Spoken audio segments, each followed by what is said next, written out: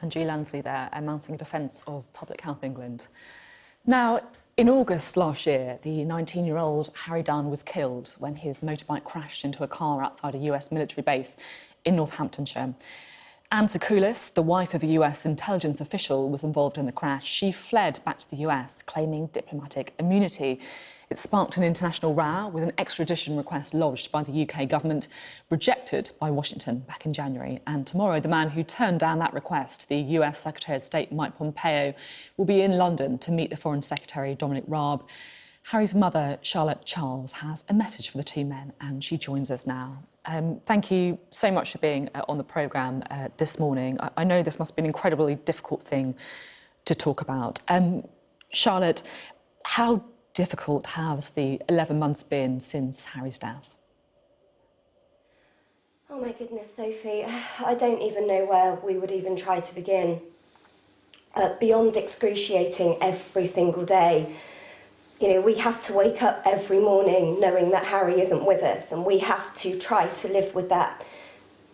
You dream about him at night time and you wake up and you feel angry and bitter that we've been left with our family in complete tatters and in ruin and still don't have justice for him.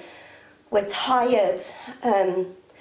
So still very much determined to get that justice. The determination still burns extremely strong, but we're tired and we need the UK to work really hard with the US government now and bring a closure to this, bring her back and get that justice, and do not allow us and force us to go into a second year of fighting. I just want to say how much I appreciate you talking about this. I know how difficult it must be. We really do appreciate you, talking about such a horrific experience for yourself and your family. Of course, nothing could make up for losing Harry, but how important would it be? How much would it mean to you for Anne Sekulis to return to the United Kingdom? Everything, absolutely everything. That promise I made to my boy the night we lost him needs to be filled. It needs to be fulfilled. It needs to be completed. It has to be. It's the only way. It's the right way. It's the right thing to do. Everybody, no matter what crime's been committed, expects justice. And this is a case that shouldn't be any different to that. You know, we all agree that diplomatic immunity needs to be in place for the right circumstances. This isn't one of those circumstances. This isn't something that they would be setting a precedent for by sending her back. This is something that immunity does not cover.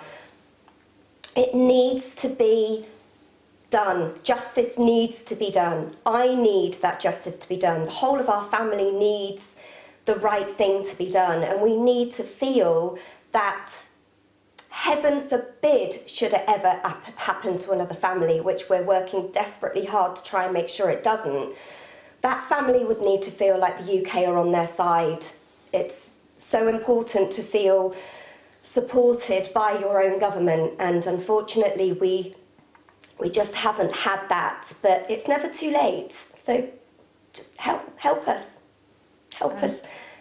get this promise completed, please.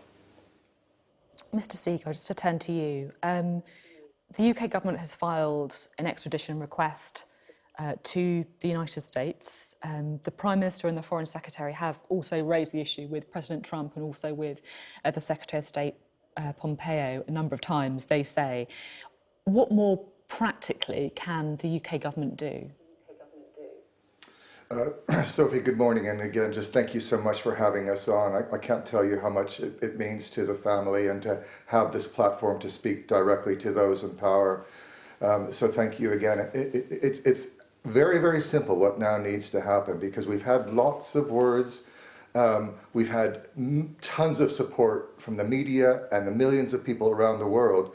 But what we now need from Mr. Johnson and Mr. Raab, as Secretary Pompeo comes tomorrow, is action. And what we want now, and I've asked this of Mr. Raab several times, is a very clear, timetabled, structured plan to bring Anne Sekulis back. It is no longer any good, and I'm sure if he's coming on, he'll tell you the same, that they raise it continually. That means nothing to the family. Let's not forget that almost a year ago, an American citizen took the life of a British citizen and was allowed to walk away. She needs to come back. Actions have consequences. This is one of the most egregious abuses of human rights America has ever committed on a British citizen, a British family. Where is the special relationship? There must be consequences. So what are we going to do? Are we going to expel diplomats? Are we going to expel the ambassador? Are we going to impose sanctions? Are we going to stop extraditions the other way because there is no reciprocity?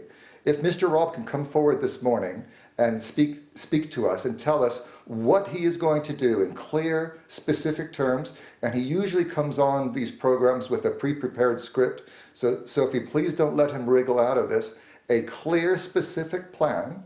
If the United States are not going to send her back, what is the United Kingdom going to do with specificity to make sure that this terrible wrong is righted?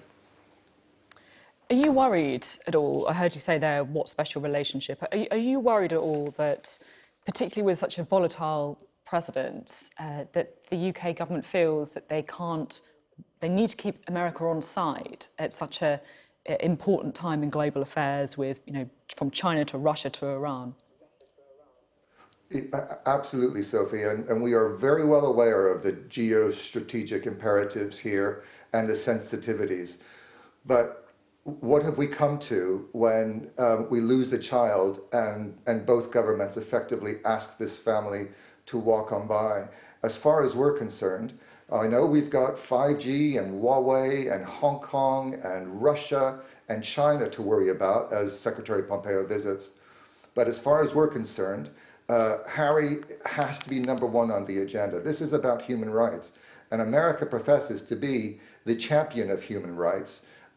How can Secretary Pompeo come here this week with a straight face and preach to the world about human rights when you've got the most gorgeous family, my dear friends, who live 300 yards up the road from me, suffering terribly? It's hypocrisy in the extreme. So we're very well aware of those tensions, but this is the United Kingdom's opportunity, Mr. Raab's opportunity, to show the nation that he is going to fulfill his first duty, which is to safeguard and protect the lives of UK citizens. We've got a UK citizen sitting right next to me. He needs to stand up to the United States now. Everything will be fine when Anne Sekulis comes back. The world is not going to fall apart. No precedent will be set. But what will happen is we can give this family the opportunity to get the justice that they so desperately need, and then the closure. And then, Sophie, then we can all move on and go back to those terribly important global affairs that you just mentioned. Okay, thank you both so much for being on the programme. In particular, thank you to you, Charlotte, as well, for talking about something that I know is incredibly difficult. Thank you. Thank you.